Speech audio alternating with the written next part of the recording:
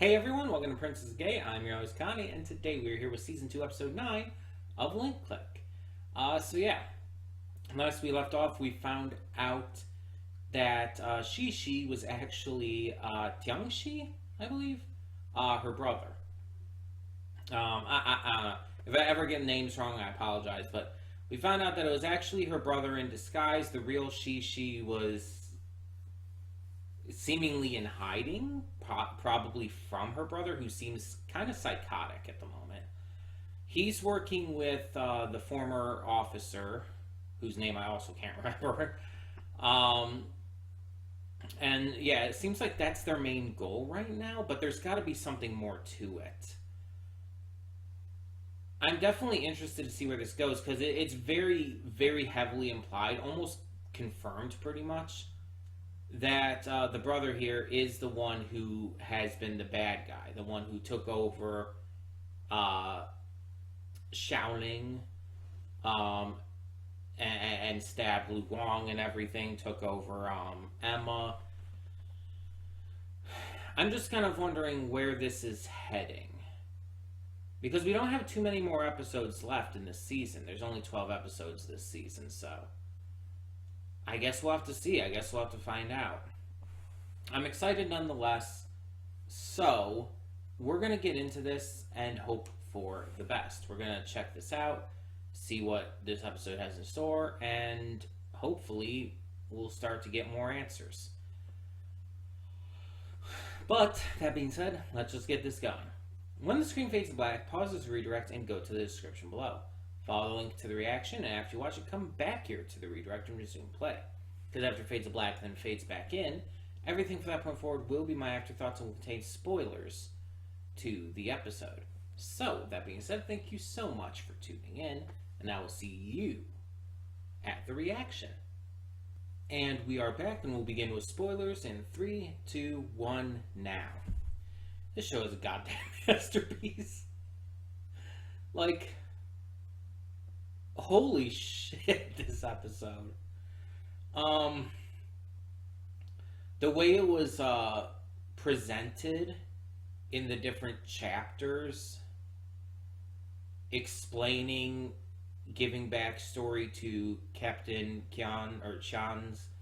I think they were pronouncing it Qiang, so I'm gonna say Captain Qiang's and the brothers' lives and how their different situations drove them into insanity.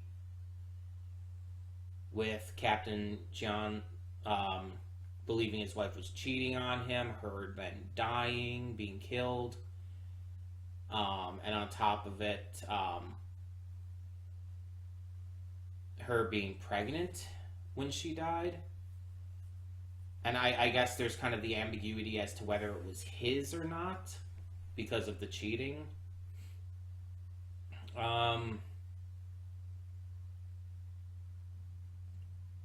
And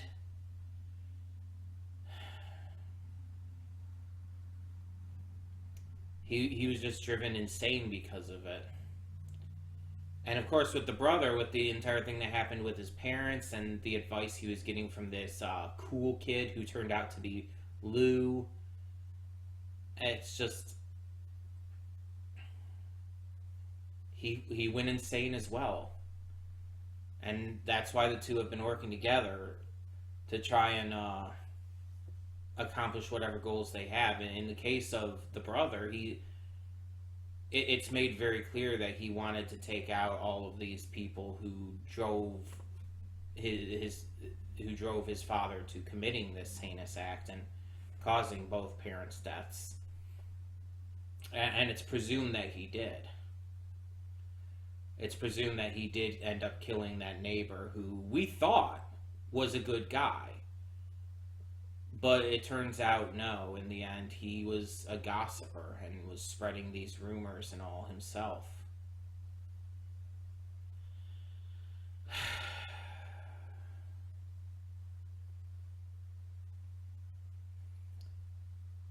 And so because of Lou's influence on him, the kid ended up becoming a killer and a psychopath.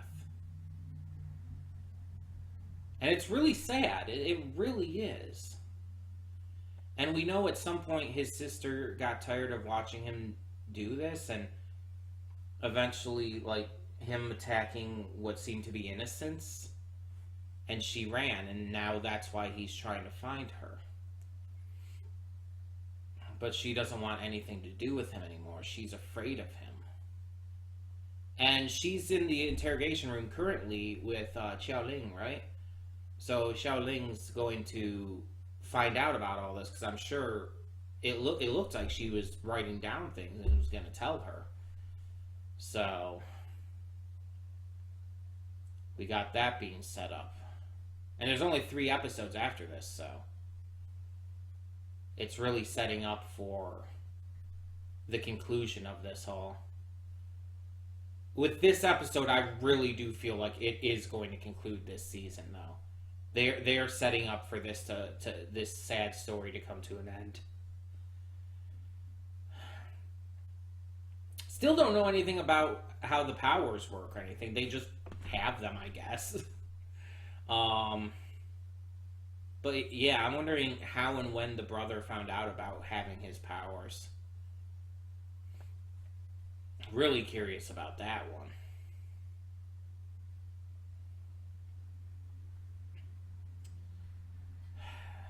And meanwhile, while we're getting all this backstory, we still have the scenes of Cheng Xiaoxi trying to get to, you know, the docks and everything, the river, where he has to get to, you know, keep up the entire thing with the time loop or whatever. He has to do this because it already technically happened to him, so he has to make sure it actually occurs. And he does manage to do it, but at the end you can see he's struggling. He doesn't want to let Lu Guang go, to have him be taken. He knows he has to, but you know how emotional Xiaoxi can get. You know how much he cares about people, especially his friends, Lu Guang and Xiaoling. So he's not gonna want to let him go like that, but he has to. Now, we don't know when he has to leave the body though. Like, usually it's 48 hours, I believe. So he could stay in the body and find out where they're going, right? Of course, at the same time, if he's taken over by the brother's powers, how's that going to affect that? I actually genuinely don't know how that's going to work with this, so I guess we'll maybe find out. But yeah, now that we've gotten a lot of answers and are starting to see how everything's like been going down and what the whole sad story of this all is, it is really fucking sad. Like, it's like, wow, kind of sad, you know? Like, obviously it doesn't excuse any of the murders and whatnot that these two have done, but to see where they've come from and why they are insane, you do feel bad for them. You understand the horrors and the traumas that cause their minds to break. They still deserve to face justice for it, but you also want them to get help. You want them to be saved, if possible.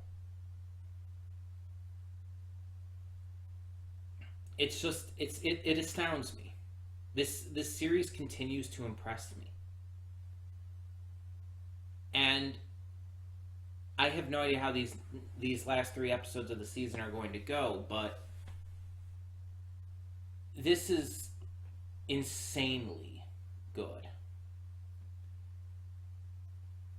Like, I've already talked about how this could easily surpass Carol and Tuesday for me, and honestly, I think it's going to.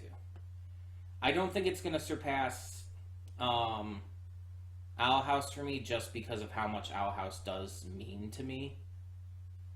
And Carol and Tuesday means a lot too, but Owl House is like important to me.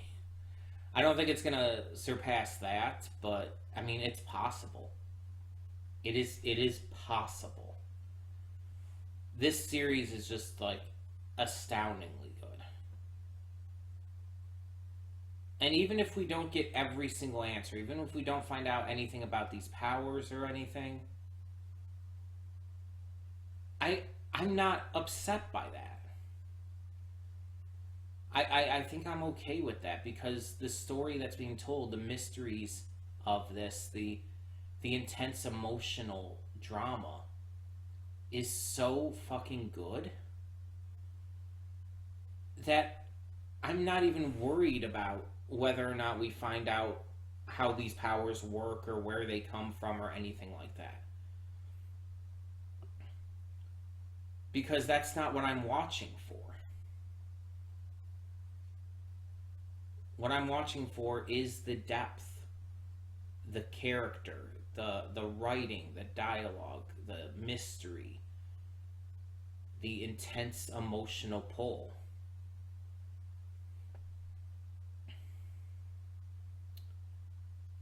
And I'm just really, really excited to see how this closes. Whether we end up leaving off more or for a third season or not, honestly, if they ended off with this story and that was just it, there was no season 3 or anything after this, I think I would be satisfied with that. And mind you, I would love a season 3, but I think I would be satisfied if this was what it left off on. Because it's just so good. I think that would be a very worthwhile story. Not everything needs to go on forever and ever. As long as it wraps up well enough, then that's all that matters here.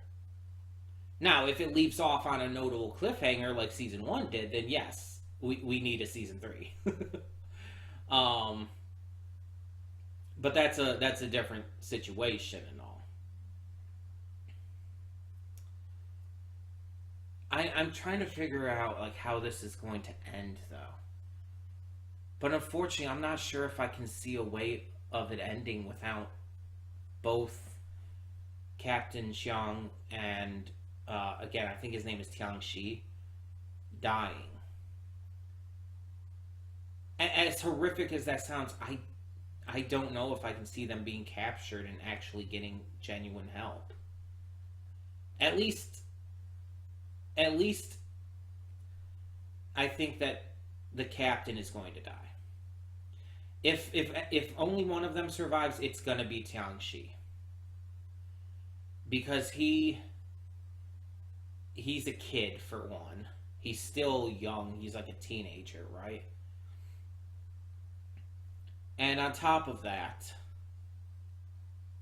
he's the one who I think would need the help the most and would deserve it the most. Because it's still kind of unclear if the captain was even like right in his thoughts about the cheating, or if he was just like, overthinking things. Also, it never showed, like, it showed a person coming in like masked by shadow and everything, with his wife like showing fear and all. It's kind of unclear, but could he have killed his own wife?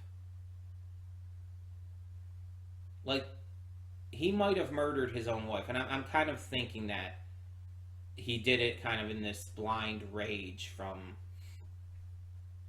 the jealousy over over him thinking that she cheated on him.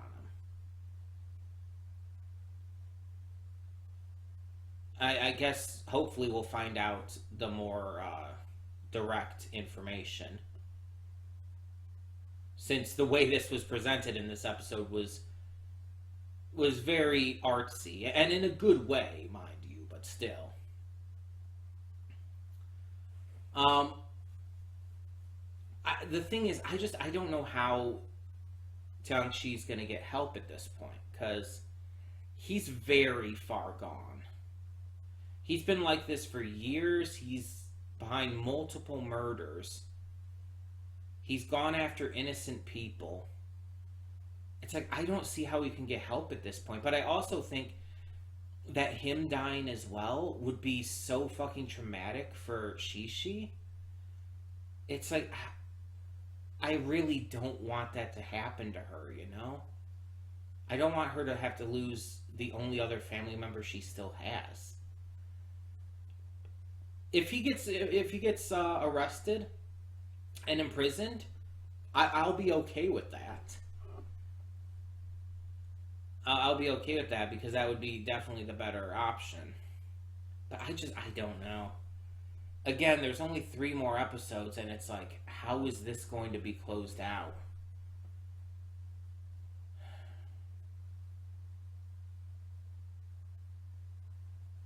I mean, no matter what happens, I'm in, I'm invested, I'm just in absolute love with this series. It's that one rare occasion where I checked it out just because of the opening, and it ended up being better than the opening could have ever prepared me for it to be. It's like, that's exceptionally rare. And I'm so happy that it did end up being that good. Because it's like, it's rare that I see a show this good. Even for something as, and specifically this consistently good. Because even something like Owl House, as much as I adore Owl House and as much as it's important to me, Owl House has some bad episodes. It has some weak episodes that just aren't as good, or in a couple cases aren't really that good at all. And while that's more rare with Owl House, of course, I mean, it undeniably is still there. You still have, like, the body swap episode that's honestly pretty shit. You have the first episode of season 2, which is weaker. And it's just like, that's bound to happen with almost any series. Especially something that's, you know, more serialized like that. Or actually even things that are more episodic as well. Definitely things that are more episodic. But you rarely come across a series that is just so consistently good every single time. And in some cases, keeps getting better. Carol and Tuesday is an example of that. I've said that even though Carol and Tuesday is not my personal favorite, like I have 2 above it, I do think that Carol and Tuesday is one of the only shows I've ever seen that has no bad episodes. Not a single one. And I could almost say the same about this. The only weak episode that I can think of with this series is 5.5 in season 1. And it's not even that much weaker. It's just, compared to everything else, it almost seems kind of out of place. And it's not bad by any means. It's just not as good. And even though that's a weaker episode, like, that hasn't stopped most of the series from being top quality pretty much every time. Like, it just keeps impressing me over and over, and especially season 2, it just keeps getting better and better with the reveals, the new mysteries, the characters that keep being introduced and thrown in. It's just, it's so much better than I could have ever hoped. And even though, it's not my personal favorite at the moment, it's one of the best shows in terms of quality that I think I've seen. And again, it's all subjective, but there is a difference, and I've said this before, there is a difference between what you think is your favorite show and your best show. Best show is usually down to the technical aspects. how you think it's made and written and acted and directed, and in the case of animation, animated and stuff. But then favorites can be something that's maybe even not as well made at all. But it might be more of your favorite because of a personal connection or just investment in it more, or anything like that. One Piece, obviously, I have years and years of investment in. Like almost 2 decades of investment in. And so, yeah, there's a lot about it that I am so deeply connected to that it makes it my favorite piece of media of all time, despite the fact that I acknowledge there's a lot about it that isn't as perfect every time. There's the Long Ring Long Land arc, for example, but there's various things that aren't perfect about it. Various things that I think should be improved on. And hell, even the live action is improving on some of those. And then you have Owl House, which I've made very clear isn't perfect. I just was talking about it having episodes that aren't that good. But again, with that, it's one of my favorites. It's my second favorite of all time right now because of its meaning to me, its importance to me. It's such an important series to me, between characters like Amity, the queer representation. My mind was blanking on the word for a second, and various other things. It became important to me. Whether or not I think it's the best or not, that still stands. This is one of those series that I think is, technically speaking, better than Owl House. And as for One Piece, hard to say. I think that the writing, the character work, and everything is so tight in One Piece most of the time that it's, even with the technical brilliance of Link Click, it's hard to say if it's better than that or not. And again, it's all subjective, so it's entirely my opinion on whether or not that's the case, but I would say personally right now, I think One Piece is, just because of how much it has in it and how much has to be tied together and everything, and how much is working in favor with itself and with other parts of the narrative. I think One Piece is a little bit better right now, but Link Click is just hard to beat in that kind of thing, in terms of just technical quality. But also just in terms of like my personal enjoyment of it. Just outside of the necessary technical quality of it. Like, how much would it be more to my favorite? And like I said, it's more than likely going to pass Carol and Tuesday for me. I don't know for 100% sure. I'm going to wait until after I finish the season to really determine that. But I believe it probably will. As for passing Owl House, like I said, probably not in terms of my favorite shows of all time. But in terms of technical quality, yeah, it already has. Again, in terms of technical quality, it's like basically neck and neck with that in One Piece, so for me at least. Either way, this has been like an amazing ride, and it sucks there's only 3 episodes left, and technically episode 10's already out. I could have reacted to that right now, but this episode feels like I would rather have had it alone anyway, just because of the style of this episode. I don't know how we're going to do the next 3. I don't know if I'm going to watch 11, or if I'm going to watch 10 and then do 11 and 12 together, or if I'm going to do 10 and 11 together, since I'll have the opportunity to. and then do 12 on its own. I don't know right now. We'll just see. We'll tackle that as we get to it. In the meantime, tell me in the comments below what you thought of this episode of Link Click.